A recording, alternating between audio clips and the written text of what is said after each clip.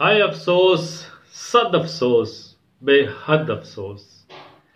70 انسان ایک ریل گاڑی کے ڈبے میں زندہ جل کر مر گئے، کوئلہ بن کر راکھ سے اپنی اجتماعی قبر کو بھر گئے۔ 70 گھروں کی عورتیں بیوہ اور بچے یتیم ہوئے، 70 گھروں کی ماؤں اور باپوں کے دل دو نیم ہوئے۔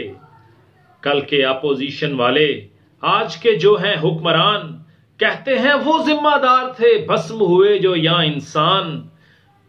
چلتی ریل میں جو کہ جرم ہے وہی آگ جلا رہے تھے، وہ سلنڈر پھٹا کے جس پر وہ کھانا پکا رہے تھے۔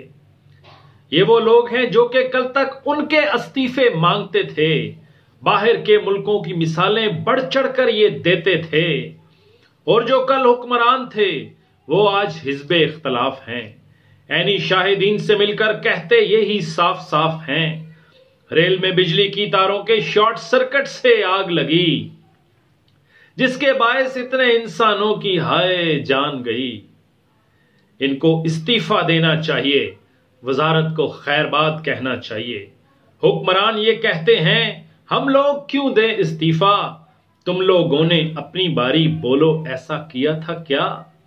سوشل میڈیا پر دونوں جماعتوں کے پیروکار الجھ رہے ہیں، ایک دوسرے کو نیچا دکھانے اخلاقیات کو تج رہے ہیں۔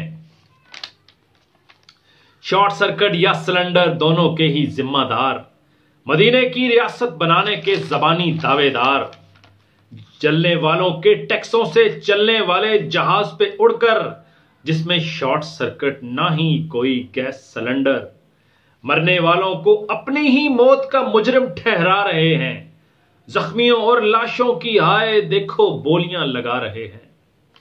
ایک آدھ دن میں یہ حادثہ ان 70 خاندانوں کے سوا پوری ملت کے ذہنوں سے یکسر ہو جائے گا منہا۔ یہاں تلک کہ اگلا حادثہ، اگلی ریل، اگلے وہ 70 انسان، ہائے افسوس کہ 70 برس کا یوں ہی ہو گیا پاکستان۔